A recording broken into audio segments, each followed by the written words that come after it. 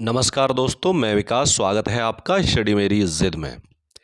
आज से आपकी यूपी पुलिस कांस्टेबल सामान्य ज्ञान की बहुविकल्पीय प्रश्नों की टेस्ट सीरीज शुरू हो रही है, जिसमें आपका सेट 1 है। तो चलिए शुरुआत करते हैं। प्रश्न नंबर पहला है आपका, पौधों में पानी और पोषक तत्वों के परिवहन के लिए संवहन ऊतक को क्या कहा जाता है? Option A phloem, option B collenchyma, option C xylem, option D sclerenchyma. तो यहाँ पर ऑप्शन जो सी है आपका वो सही हो जाएगा, जाइलम। यानी पौधों में पानी और पोषक तत्वों के परिवहन के लिए संवहन ऊतक को जाइलम कहा जाता है। प्रश्न नंबर 2 है, निम्नलिखित विकल्पों में से पुनरुत्पादक बीज उत्पादन पौधे का नाम चुनें। ऑप्शन ए गेंदा, option B bread mould, option C आलू, ऑप्शन डी अदरक। तो यहाँ पर ऑप्शन जो बी है यानी ब्रेड मोल्ड सही हो जाएगा। आगे बढ़ेंगे। प्रश्न नंबर 3 है कि किसी भी प्राकृतिक कच्चे माल के बिना बनाया गया एक मानव निर्मित फाइबर, यह कोयले, पानी और हवा से तैयार किया गया था। यह पहला पूर्ण सिंथेटिक फाइबर था। यह है ऑप्शन ए जैप प्लास्टिक है, ऑप्शन बी नायलॉन है, ऑप्शन सी रेयॉन है, ऑप्शन डी पॉलिस्ट्रीन है। तो यहाँ पर ऑप्शन जो बी है यानी नायलॉन सही हो जाएगा। प्रश्न नंबर 4 है, विश्व हिंदी दिवस कब मनाया जाता है? ऑप्शन ए 10 जनवरी को, ऑप्शन बी 15 जनवरी को, ऑप्शन सी 17 जनवरी को, या ऑप्शन डी 17 दिसंबर को। तो यहाँ पर ऑप्शन जो ए है यानी 10 जनवरी को विश्व हिंदी दिवस मनाया जाता है। आगे बढ़ते हैं। प्रश्न है, ने अधिग्रहण चरित्र की विरासत के सिद्धांत को प्रतिपादित किया है। तो ये किसने किया है? Option A Jean Baptiste Lamarck, option B Augustus Weismann, option C Gregor Mendel, option D Charles Darwin. तो प्रश्न 5 का जो आंसर है ऑप्शन ए आपका सही हो जाएगा, जीन बैप्टिस्ट लेमार्क। प्रश्न नंबर 6 है, rebooting India realising a billion experience नामक पुस्तक के लेखक कौन है? Option A Satyarth Joshi, option B Nandan Nilekani, option C Ratan Tata, option D Vishal Sikka. तो प्रश्न 6 का जो आंसर है ऑप्शन बी सही हो जाएगा, नंदन नीलेकड़ी। आगे बढ़ते हैं। प्रश्न नंबर 7 है कि पूर्ण रूप से जीएसटी की सिफारिश किसके द्वारा की गई थी? ऑप्शन ए राजा चेलैया समिति द्वारा, ऑप्शन बी विजय केलकर टास्क फोर्स द्वारा, ऑप्शन सी जीएसटी परिषद द्वारा, या ऑप्शन डी ए और बी दोनों सही हैं। तो प्रश्न 7 का जो आंसर है ऑप्शन बी सही हो जाएगा, विजय केलकर टास्क फोर्स द्वारा। प्रश्न नंबर 8 है कि भारत में प्रथम साइबर पुलिस थाना कहाँ स्थापित किया गया था? Option A Kochi, option C B New Delhi, option C Bengaluru, या ऑप्शन डी चेन्नई। तो प्रश्न 8 का जो आंसर है ऑप्शन सी यानी बेंगलुरु सही हो जाएगा। यानी भारत में प्रथम साइबर जो पुलिस थाना है वो बेंगलुरु में शुरू किया गया था, यानी स्थापित किया गया था। आगे बढ़ते हैं। प्रश्न नंबर 9 है कि एशियाई खेल 2018 में महिला 3000 मीटर बाधा दौड़ प्रतियोगिता में रजत पदक विजेता सुधा सिंह उत्तर प्रदेश के किस जिले से संबंधित हैं? Option A Lucknow, option B Kanpur, option C Raebareli, option D Unnao.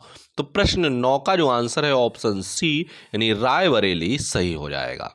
अगला प्रश्न है प्रश्न नंबर 10, कब संयुक्त प्रांत का नाम बदलकर उत्तर प्रदेश किया गया? ऑप्शन ए 26 जनवरी 1950 को, ऑप्शन बी 24 जनवरी 1950 को, ऑप्शन सी 15 अगस्त 1950 को, या ऑप्शन डी 2 अक्टूबर 1950 को। तो प्रश्न 10 का जो आंसर है ऑप्शन सी यानी 15 अगस्त 1950 को बिल्कुल सही हो जाएगा।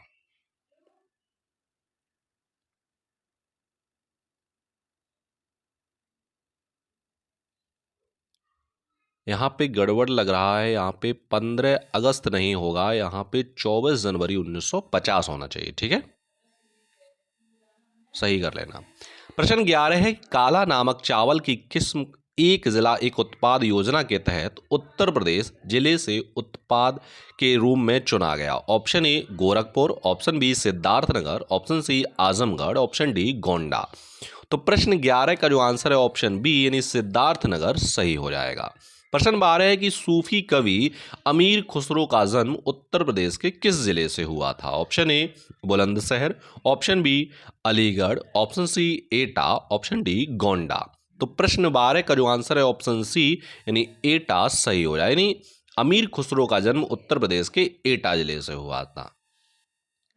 प्रश्न 13 है कि बहू बेगम का मकबरा उत्तर प्रदेश में कहाँ स्थित है? Option A Lucknow, option B Agra, option C Fatehpur Sikri, option D Faizabad. तो प्रश्न 13 का जो आंसर है ऑप्शन डी यानी फैजाबाद बिल्कुल सही हो जाएगा। प्रश्न 14 है कि निम्नलिखित में से किस प्रसिद्ध भारतीय शास्त्रीय गायिका को उसके शिष्यों द्वारा प्यार से अप्पा जी बुलाया जाता था? Option A Girija Devi, option B Kishori Amonkar, option C Vasundhara Komkali, option D Hirabai Barodekar. तो प्रश्न 14 का जो आंसर है ऑप्शन ए यानी गिरजा देवी सही हो जाएगा। आगे बढ़ेंगे। प्रश्न नंबर 15 है कि उत्तर प्रदेश के वर्तमान मुख्यमंत्री योगी आदित्यनाथ किस संप्रदाय से संबंधित हैं? Option A Nag, option B Nath, option C Kalamukh, option D Madhav. तो योगी जो आदित्यनाथ है मुख्यमंत्री वो नाथ संप्रदाय से संबंधित है, यानी ऑप्शन जो बी है बिल्कुल सही हो जाएगा। प्रश्न 16 है कि उत्तर प्रदेश के निम्नलिखित जिलों में से किसकी सीमा नेपाल के साथ लगती है? Option A Gorakhpur, option B Maharajganj, option C Ballia, option D Basti. तो प्रश्न 16 का जो आंसर है ऑप्शन बी यानी महाराजगंज सही हो जाएगा। प्रश्न नंबर 17 है कि निम्नलिखित में से कौन से सिख गुरु ने 1699 में खालसा पंथ की स्थापना की थी? खालसा निष्ठावान समुदाय है जो अपने विश्वास के दृश्य प्रतीकों को पहचानते हैं और योद्धाओं की तरह प्रशिक्षित होते हैं। ऑप्शन ए गुरु तेग बहादुर, ऑप्शन बी गुरु हरगोविंद, ऑप्शन सी गुरु हरकृष्ण, ऑप्शन डी गुरु गोविंद सिंह। तो प्रश्न आपका 17 का जो आंसर है ऑप्शन डी सही हो जाएगा, यानी गुरु गोविंद सिंह। आगे बढ़ते हैं। प्रश्न नंबर 18 है कि वित्तीय वर्ष 2017-18 के दौरान भारतीय रिजर्व बैंक द्वारा लगभग 9 वर्षों में सोने की पहली खरीद में खरीदे गए सोने की मात्रा कितनी है? Option A 2.47 metric ton, option B 4.46 metric ton, option C 6.46 metric ton या ऑप्शन डी 8.46 मीट्रिक टन। तो प्रश्न 18 का जो आंसर है ऑप्शन डी यानी 8.46 मीट्रिक टन। प्रश्न नंबर 19 है कि किस सिख गुरु ने सिख विवाह समारोह की शुरुआत आनंद कारज से के नाम से की थी? ऑप्शन ए गुरु नानक देव, ऑप्शन बी गुरु अमरदास, ऑप्शन सी गुरु गोविंद सिंह, ऑप्शन डी गुरु रामदास। तो प्रश्न 19 का जो आंसर है ऑप्शन बी यानी गुरु अमरदास सही हो जाएगा। अगला प्रश्न देखते हैं। प्रश्न नंबर 20 है सांख्यिकी और कार्यक्रम कार्यान्वयन मंत्रालय द्वारा वर्ष 2016-17 के लिए दिए गए बागवानी आंकड़ों के अनुसार सबसे बड़ा फल उत्पादक भारतीय राज्य कौन सा है? Option A Andhra Pradesh, option B Gujarat, option C Karnataka, option D Uttar Pradesh. तो प्रश्न 20 का जो आंसर है ऑप्शन ए यानी आंध्र प्रदेश बिल्कुल सही हो जाएगा। प्रश्न 21 है कि वित्तीय वर्ष 2017-18 के दौरान भारत के व्यापार घाटे की लगभग राशि क्या थी? Option A 126.80 million dollar, option B 136.80 million dollar, option C 146.80 million dollar या ऑप्शन डी 156.80 मिलियन डॉलर। तो यहां पर प्रश्न नंबर 21 का जो आंसर है ऑप्शन डी सही हो जाएगा, यानी 156.80 बिलियन डॉलर।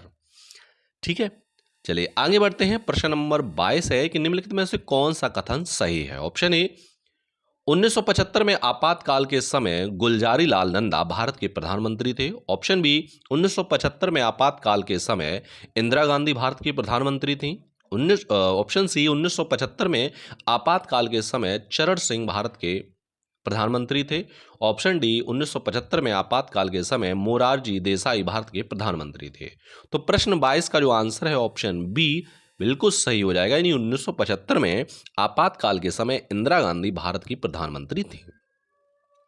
प्रश्न 23 है कि निम्नलिखित में से कौन सा मिलान सही है? ऑप्शन ए अनुच्छेद 19 संघ बनाने का अधिकार, ऑप्शन बी अनुच्छेद 19 बी किसी पेशे का अभ्यास करने का अधिकार, ऑप्शन सी अनुच्छेद 19 ए भाषण और अभिव्यक्ति की स्वतंत्रता का अधिकार, ऑप्शन डी 19 जी शांतिपूर्वक और हथियारों के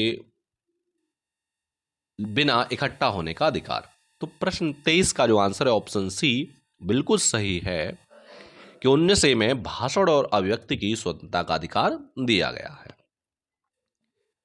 चलिए आगे बढ़ते हैं। प्रश्न नंबर 24 है, निम्नलिखित में से कौन सा कथन गलत है? ऑप्शन ए राज्यपाल राष्ट्रपति द्वारा नियुक्त किया जाता है, ऑप्शन ए बी राष्ट्रपति और प्रसाद पर्यंत राज्यपाल का कार्यकाल रहता है, ऑप्शन सी राज्यपाल राष्ट्रपति को अपना त्याग पत्र सौंपता है, ऑप्शन डी 30 वर्ष की आयु का व्यक्ति राज्यपाल बन सकता है। प्रश्न 24 का जो आंसर है ऑप्शन डी सही हो जाएगा, यानी 30 वर्ष की आयु का व्यक्ति राज्यपाल बन सकता है। ये कैसा है? गलत है। प्रश्न 25 है कि भारत के केंद्रीय रेल मंत्री को की सलाह पर द्वारा नियुक्त किया जाता है।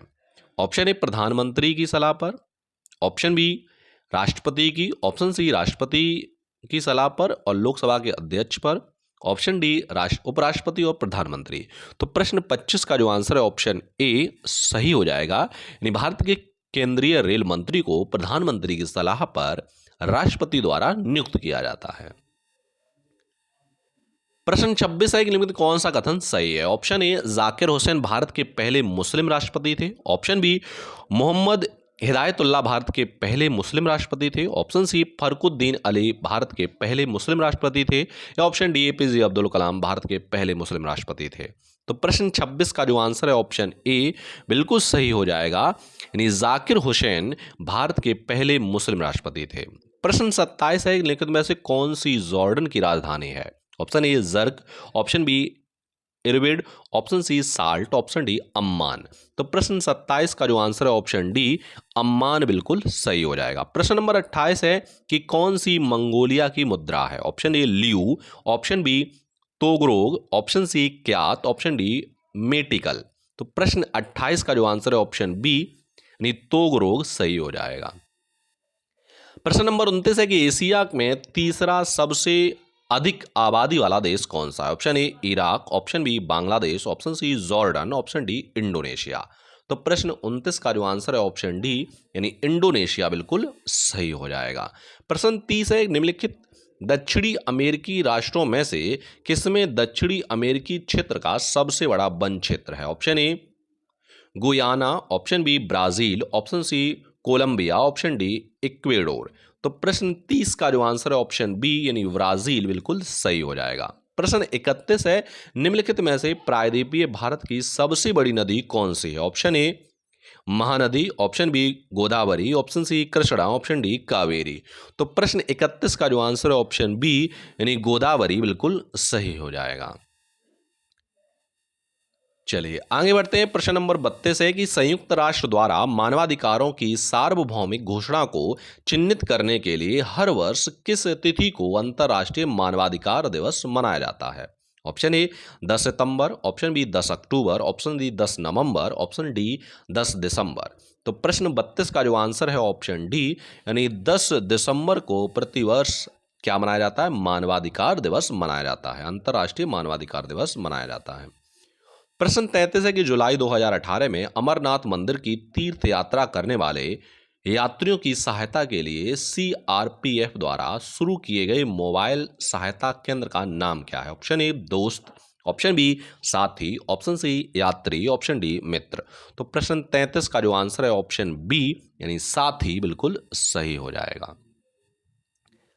प्रश्न नंबर 34 है कि अगले 7 वर्षों के लिए निम्नलिखित में से किसके साथ भारत ने अक्टूबर 2016 में अपनी व्यापार संधि को नवीनीकृत कर दिया है? Option A Bhutan, option B Myanmar, option C Nepal, option D Bangladesh. तो प्रश्न 34 का जो आंसर है ऑप्शन सी यानी नेपाल बिल्कुल सही हो जाएगा।